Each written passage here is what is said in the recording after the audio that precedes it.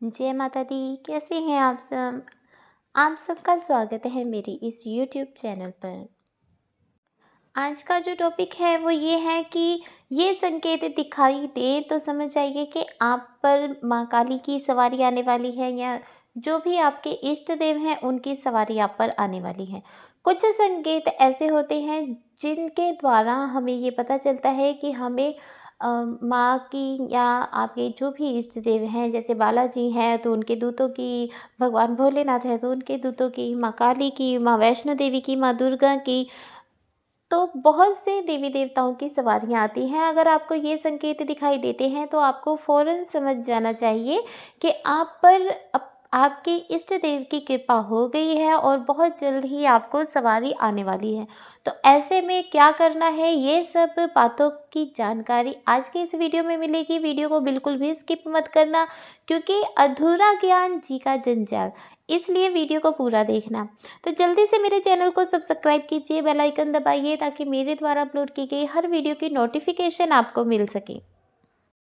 जब हम किसी भी देवी देवता की पूजा अर्चना करते हैं तब हम यही चाहते हैं कि हमारे घर परिवार पे आपके इष्ट देव जिनकी आप पूजा करते हैं उनकी कृपा बनी रहे।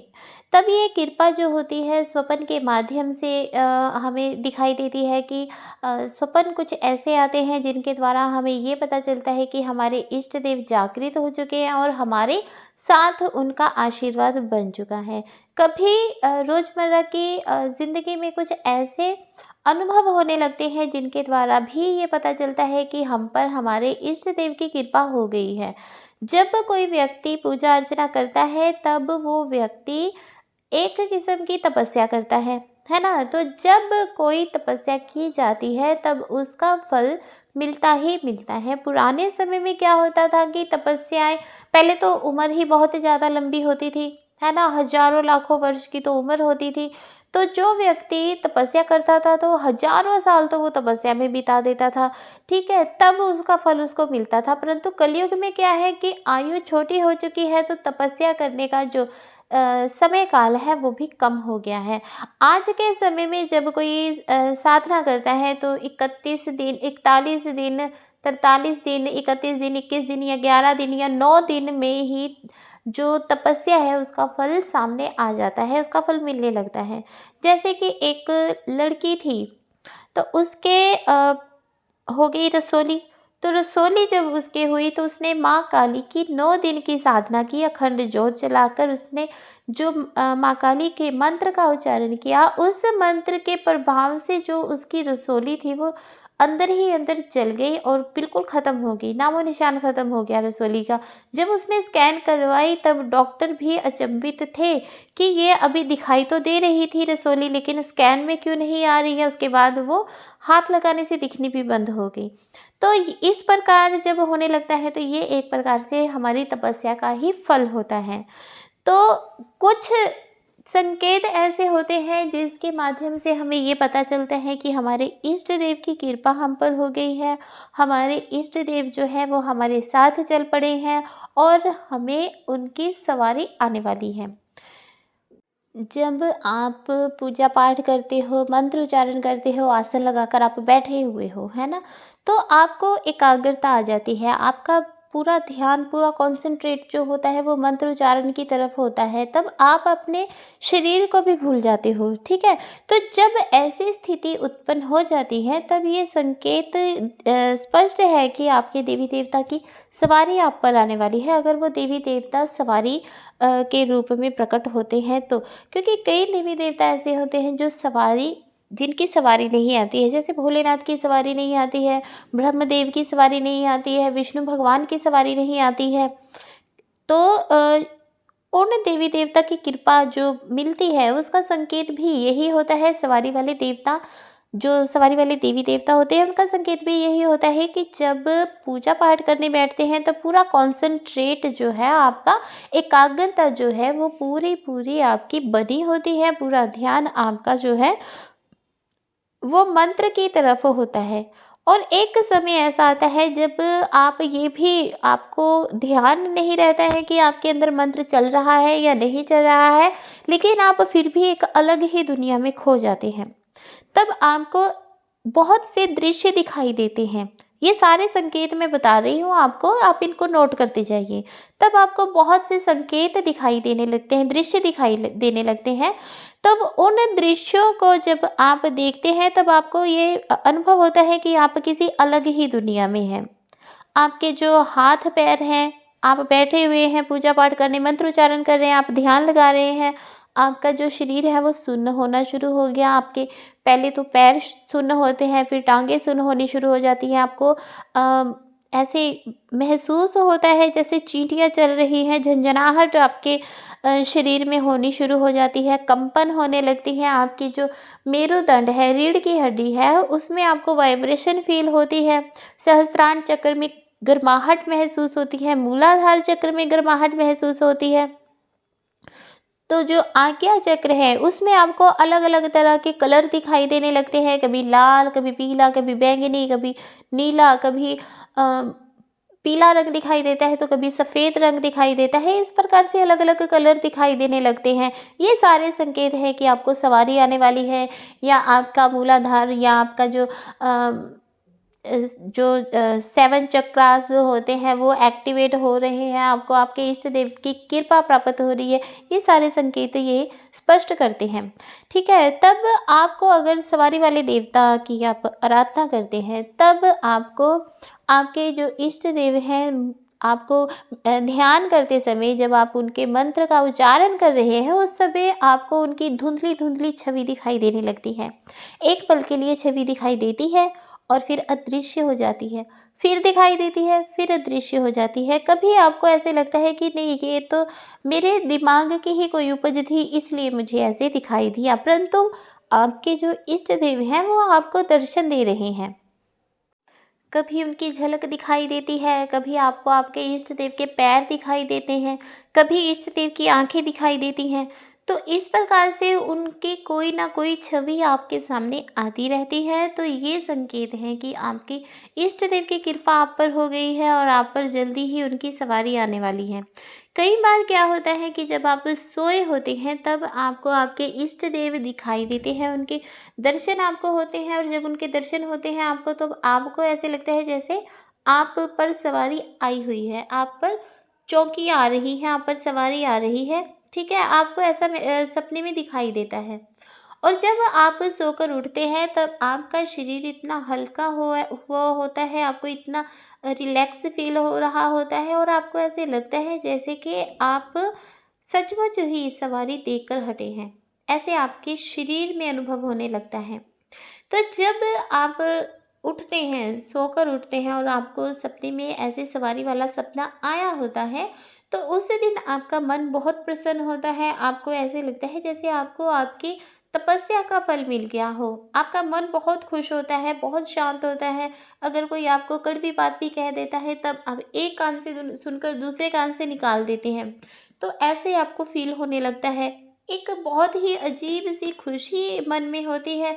खुशी की कोई कारण नहीं होता है कि खुश होने का कोई कारण हो, ऐसा कुछ भी नहीं होता, लेकिन फिर भी आपके मन में एक खुशी होती है।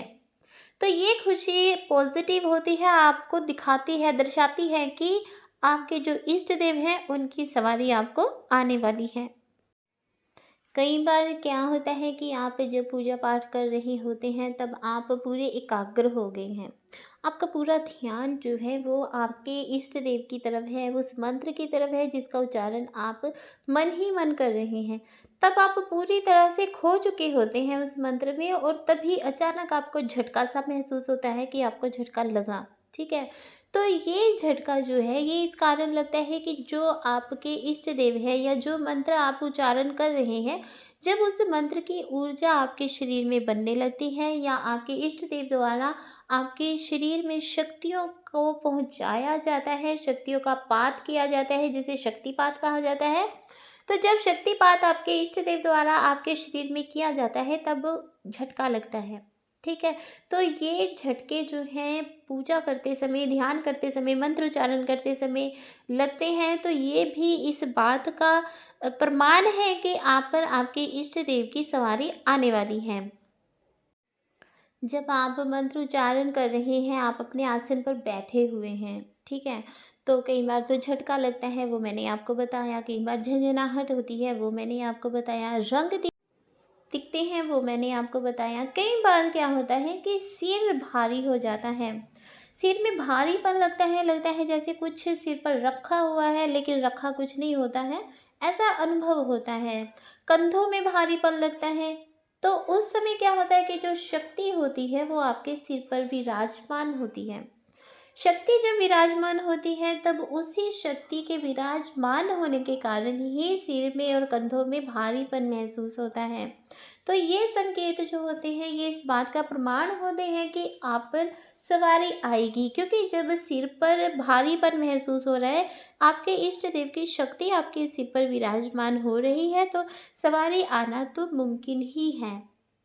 कई बार आपको लगता है कि आपकी तबीयत खराब हो गई है, आप अपने आसन पर बिल्कुल ठीक-ठाक बैठे थे, जब पूजा पाठ करने से पहले आप बिल्कुल ठीक थे, लेकिन जब आप अपने आसन पर बैठे, आपने मंत्र उच्चारण शुरू किया, उसके बाद आपको एकाएक लगने लगा है कि मुझे चक्कर आ रहे हैं, मुझे घबराहट हो रही है, तब आपको जब महसूस होता है कि वो चक्कर है, वो चक्कर नहीं है, वो सिर घूम रहा है, वो सिर घूम नहीं रहा है, आपको वो सवारी आ रही है।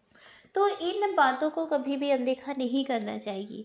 जब आपको ऐसा महसूस हो अपने आसन पर बैठे हुए मंत्र उच्चारण करते हुए कि आपका सिर घूम रहा है, आपको चक्कर आ रहे हैं, तो फ़ौरन समझ जाइए कि आपको सवारी आना शुरू हो चुका है। ये बहुत बड़ा संकेत है जिसे आप बिल्कुल भी नज़रअंदाज मत कीजिए, क्योंकि बहुत से लोग होते हैं, क्या करते हैं, जब पूजा पाठ करते हैं, मंत्र उच्चारण करते हैं, उन्हें घबराहट होती है, चक्कर आते हैं, तब क्या करते हैं, वो फ़ौरन उठते हैं और भागते हैं डॉक्टर के पास। तो डॉक्टर को बीपी चेक करवाते हैं, शुगर चेक करवाते हैं, पता नहीं क्या-क्या करने लग जाते हैं। लेकिन इस तरफ उनका ध्यान ही नहीं जाता कि हम पाठ करने बैठे हैं, हम मंत्र उच्चारण करने बैठे हैं, तभी हमें चक्कर क्यों आता है, आगे-पीछे हमें चक्कर क्यों नहीं आता, है ना? तब बीपी भी नॉर्मल होता है, शुगर भी नहीं है, सारे टेस्ट नॉर्मल होते हैं, फिर भी उनका ध्यान इस तरफ नहीं जाता कि हमें ये चक्कर क्यों आया, पूजा करते समय ही क्यों आया। अगर हम ठीक हैं तो फिर चक्कर आने का कारण क्या है? अगर हम चक्कर आ रहे हैं और हमें ऐसी कोई बात नहीं है, तो बीपी तो हाई होना चाहिए या लो होना चाहिए, लेकिन ऐसा कुछ नहीं है, चक्कर आ रहे हैं, तब इसे फ़ौरन समझ जाना चाहिए कि आप पर सवारी आ रही है। ऐसे में आपको क्या करना चाहिए कि अपनी पूजा पाठ को और भी अधिक बढ़ा देना चाहिए। जहाँ आप 1 माला, 3 माला, 5 माला करते हैं, वहाँ आप 11 माला कीजिए। उससे क्या होगा कि आपको खुलकर सवारी आ जाएगी और आपको ये चक्कर वाली प्रॉब्लम नहीं होगी। इसलिए जब भी पूजा पाठ करते समय आपको चक्कर आए, आपका सिर घूमने लगे, घबराहट होने लगे, तब आपने उठना नहीं है, आराम से बैठे रहना है और अपना मंत्र उच्चारण करते रहना है। कहीं डॉक्टर के पास आने-जाने की ज़रूरत नहीं है, ठीक है? थोड़े संकेत होते हैं जो परमात्मा द्वारा प्राप्त होते हैं, उनको समझने की ज़रूरत है, तो उन पर गौर कीजिए। कई बार आपकी बात करते-करते किसी के साथ आवाज़ बदल जाती है, ये भी संकेत है कि आप पर सवारी आ रही है, ठीक है? और जो सवारी है उसके बहुत से मैंने संकेत आपको बताए, अगर इनमें से कोई भी संकेत आपके संकेत से मिलता-जुलता है तो समझ जाइए कि आप पर सवारी आने वाली है, ठीक है? सवारी जो है वो हमेशा योगिनियों की आती है, ठीक है, दूतों की आती है, सेवकों की आती है, बड़ी शक्तियाँ जो होती हैं जैसे माँ काली हो गई, भैरव जी हो गए, भगवान भोलेनाथ, भगवान श्री रामचंद्र जी, कृष्ण जी, ब्रह्मा जी, विष्णु जी, इनकी सवारी कभी नहीं आती है, ठीक है, इनके सेवकों की सवारी आती है। और जब सवारी आती है तब ये अपने इष्ट देव के जयकारे लगाते हैं, ठीक है। जैसे माँ काली की योगिनियाँ अगर आती हैं, किसी के सिर पर आती हैं, सवारी के रूप में आती हैं, तब वो माँ काली का जयकारा लगाती हैं। अगर बालाजी के दूत आए हैं सवारी के रूप में, तो वो श्री रामचंद्र जी का जयकारा लगाते हैं, ठीक है। तो इस प्रकार से जो सवारियाँ होती हैं वो जयकारा लगाती हैं, ठीक है। अगर सवारी देते समय आपको लक्षण समझने हैं कि सवारी जो आई है वो किसी देवी देवता के दूतों की है या किसी भूत प्रेत की है या पितृ की है, तो उसके बारे में भी मैं एक अलग से वीडियो बताऊंगी कि क्या संकेत होते हैं, सवारी आ रही है किसी को और आप उस सवारी को देखकर कैसे पहचान सकते हैं कि वो किसी भूत प्रेत की है या किसी देवी देवता की है। तो अगर आपको भी चाहिए ऐसी ही सवारी से संबंधित रोचक जानकारियाँ, तो जल्दी से मेरे चैनल को सब्सक्राइब कीजिए, बेल आइकन दबाइए, ठीक है, ताकि मेरे द्वारा अपलोड की गई हर वीडियो की नोटिफिकेशन आपको मिल सके। और दूसरा, अगर आप चाहते हैं कि आप कि जो जानकारी आप इस वीडियो से ले रहे हैं या इस चैनल के द्वारा ले रहे हैं, वो जानकारी आप आगे भी किसी को देना चाहते हैं, तो प्लीज़ मेरे वीडियोस को शेयर ज़्यादा से ज़्यादा कीजिए, ताकि ज़्यादा से ज़्यादा लोगों को इन सब चीज़ों के बारे में पता चल सके। तो ठीक है, मिलते हैं अगली वीडियो में। जय माता दी, खुश रहिए, खुशहाल रहिए।